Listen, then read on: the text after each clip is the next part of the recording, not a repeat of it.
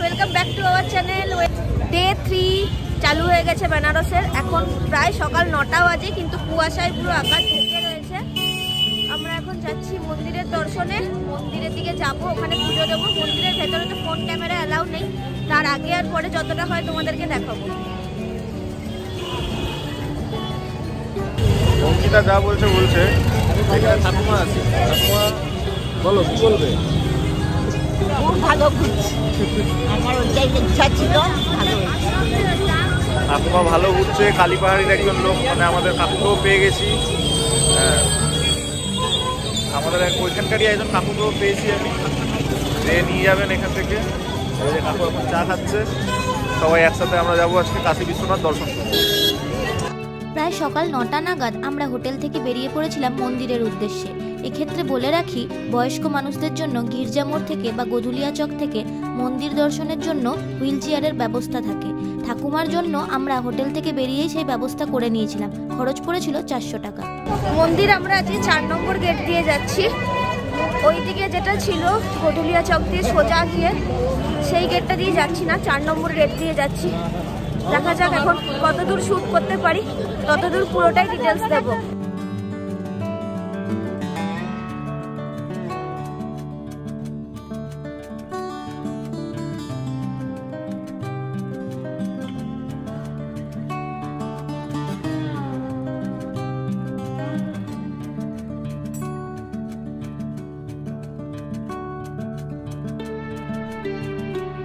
Just আমরা এক্ষুনি বেরোলাম। মোটামুটি লাইন ছিল, খুব বেশি লাইন ছিল না, খুব সুন্দর দর্শন হয়েছে। দর্শন করে আমরা জাস্ট বেরোলাম। আর এখন এবারে যাচ্ছি কিছু যদি খাওয়া দাওয়া করা যায় সেই পথে। ভেতরে তো জানোই ফোন অ্যালাউ নেই, তাই ভেতরেরটা দেখাতে পারবো না। আমি বলবো তোমরা নিজেরা আসো এবং এক্সপিরিয়েন্স করো। এবারে চলে এসেছি মালাইওর দিকে, মালাইও টেস্ট করবো। সিজিতে এখনো যাইনি, জানি না কখন যাওয়া হবে, যেতে পারবো কি পারবো না সেটা একটা কথা। তো আগেই এখানে একটা টেস্ট করে দেখে নিই কেমন খেতে। ये খাবার পানিটা ফ্রেশ, কারণ এই যে খাবার পানিটা ফ্রেশ।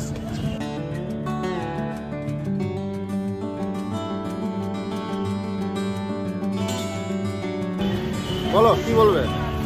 আমরা এখন যাচ্ছি বেনারসি শাড়ি ফ্যাক্টরি দেখতে। খুব মজা পেয়ে গেছে। ফ্যাক্টরি দেখবে, কিছু পয়সা খরচা করাবে। হ্যাঁ হ্যাঁ, এই যে মামু আছে, দেখা যাক কি হয়, কতটা যায়, কতটা হালকা হয়। এরপর আমরা চলে গেছিলাম বেনারসি শাড়ি তৈরির কারখানায়। এই বেনারসি শাড়ি নিয়ে ডিটেলসে একটা ভিডিও করেছি, যেটার মধ্যে প্রচুর বেনারসি শাড়ির ভ্যারাইটিও দেখিয়েছি এবং আমি যে শাড়িটা কিনলাম সেটাও দেখিয়েছি। বেনারসের ব্লগগুলো তোমাদের কেমন লাগছে সেটা তোমরা অতি অবশ্যই কমেন্ট বক্সে জানিও, এবং ভালো লাগলে চ্যানেলটাকে সাবস্ক্রাইব করতে ভুলো না।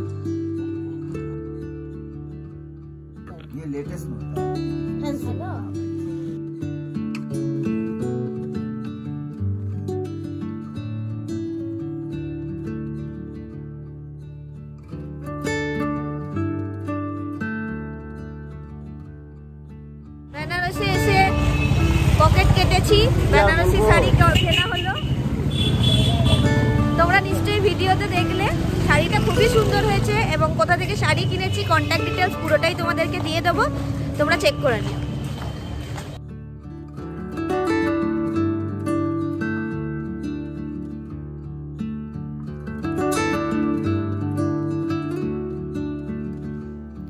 দুপুরবেলা যে হোটেলে আমরা লাঞ্চটা সেরেছিলাম সেটার মেনু ডিটেলস স্ক্রিনে দেওয়া রইল। এই হোটেলটা কিন্তু বেশ ভালো, তোমরা বেনারস গেলে ট্রাই করতে পারো।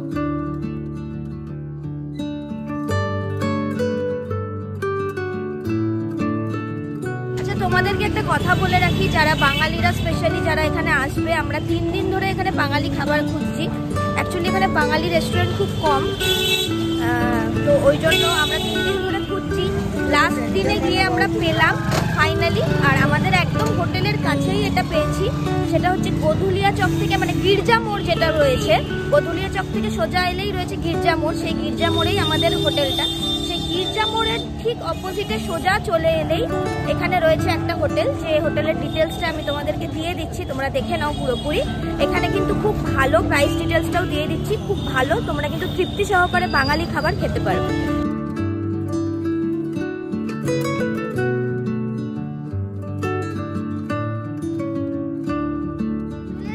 বিকেলবেলা ঘাটে, বিকেলবেলা এবারে সানসেট দেখবো, আর আমরা নৌকাতেও চাপবো, নৌকা থেকে পুরোপুরি সানসেটটা দেখবো, তারপরে সন্ধ্যা আরতিও দেখবো। তো চলো দেখতে থাকি।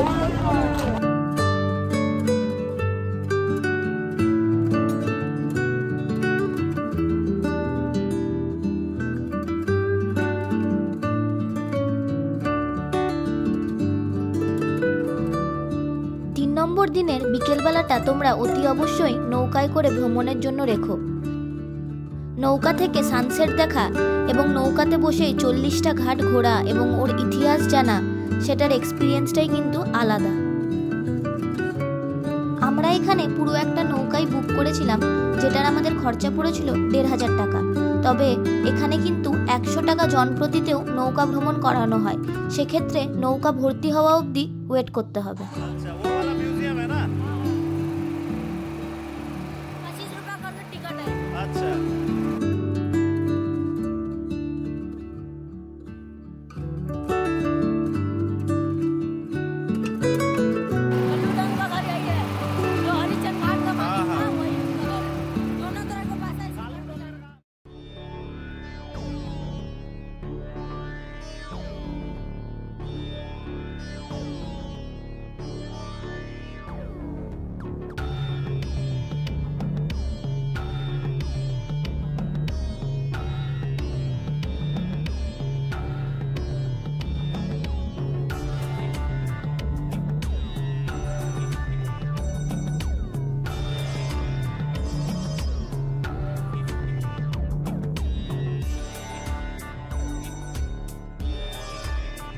সমস্ত ঘোরাঘুরি বোটে কমপ্লিট, দারুণ এক্সপিরিয়েন্স হলো, দারুণ লাগলো। আমরা পুরো সানসেটটা দেখতে পেয়েছি, আর সঙ্গে সুন্দর মতো ঘাটগুলো সবকটা ঘুরেছি। এবারে আমরা যাচ্ছি গঙ্গা আরতির দিকে, ওইখানে আমরা বসে বসে এখন গঙ্গা আরতি দেখবো। তারপরে হয়তো আমরা ডিনার করে প্যাকিং করবো, কারণ আজকে রাতেই আমাদের ট্রেন 1:30টার সময়। তো দেখতে থাকো তোমরা।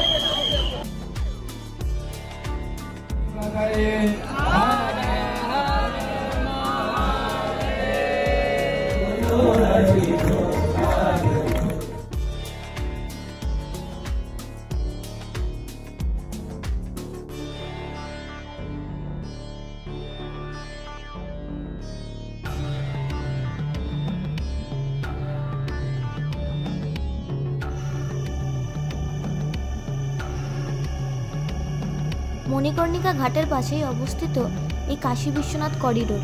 2019 সালে মাননীয় প্রধানমন্ত্রী এই করিডোরটি ওপেনিং করেছিলেন। এটি প্রায় 5 লক্ষ স্কোয়ার ফুট জুড়ে অবস্থিত।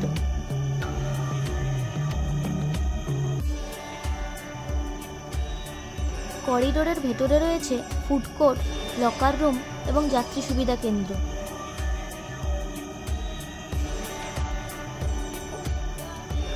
মুঘল সম্রাট অরঙ্গজেবের দ্বারা মন্দিরটি ভেঙে দেওয়ার পর 1778 সালে রানী অহল্যাবাই মন্দিরটি পুনর্নির্মাণ এবং পুনঃস্থাপন করেন।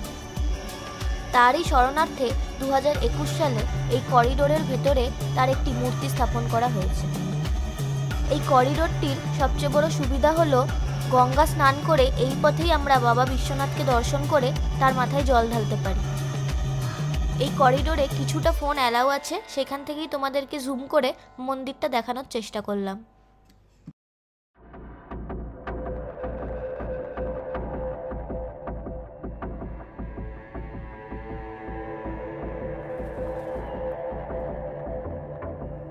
রাতের মণিকর্ণিকা ঘাট দেখার অনুভূতি সকালের অনুভূতির থেকে পুরোপুরি আলাদা। চারিদিকে এত এত মৃতদেহ দেখে গাটা যেন ছমছম করছিল। তবুও আমরা এগিয়ে চললাম ঘাট ভ্রমণের উদ্দেশ্যে।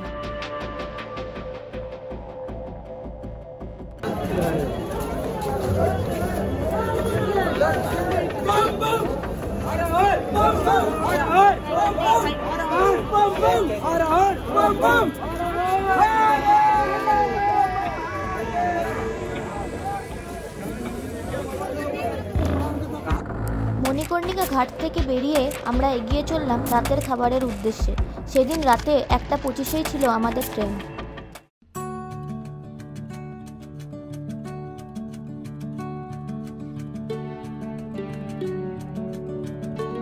রাতে যাওয়ার আগে চোখ মুখের অবস্থা খুব খারাপ, বাট ভেজ বিরিয়ানি পেয়ে গেছি আমরা, দারুণ টেস্ট। ভেজ বিরিয়ানি খাবো, ঘরে যাবো।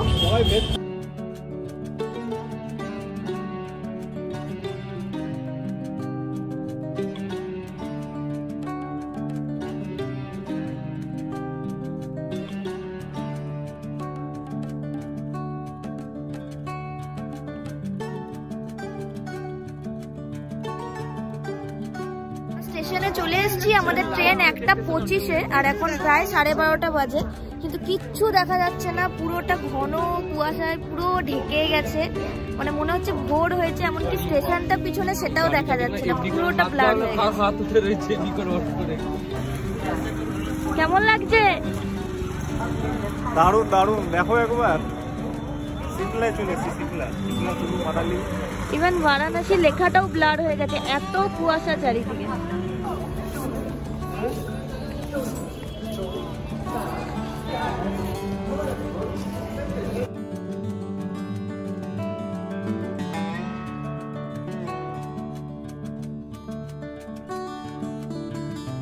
ও কেমন ঘুমালে বাবু?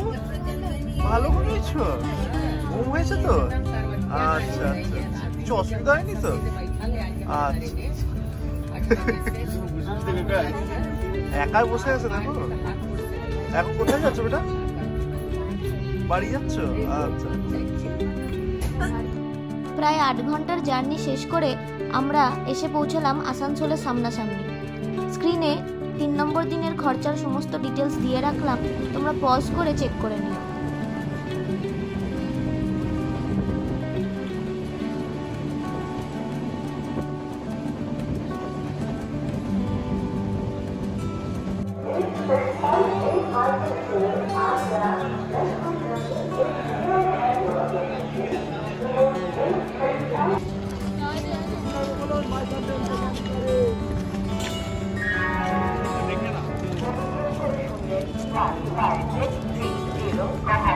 ফাইনালি আমরা আসানসোল জাংশনে নেমে গেছি। ট্রেন 1 ঘন্টা লেট ছিল, 9:30 ঢোকাবার কথা 10:30 ঢুকিয়েছে। লেট থাকাটা খুবই স্বাভাবিক, কারণ ওইদিকে বেনারসের দিকে প্রচণ্ড কুয়াশা ছিল, যেটা তোমাদেরকে আমি দেখিয়েছি আগেও। তো যাই হোক, আজকের মতো ব্লগ এখানেই শেষ করি। তোমাদের ভালো লাগলে তোমরা চ্যানেলটাকে সাবস্ক্রাইব করে দিও। বাই।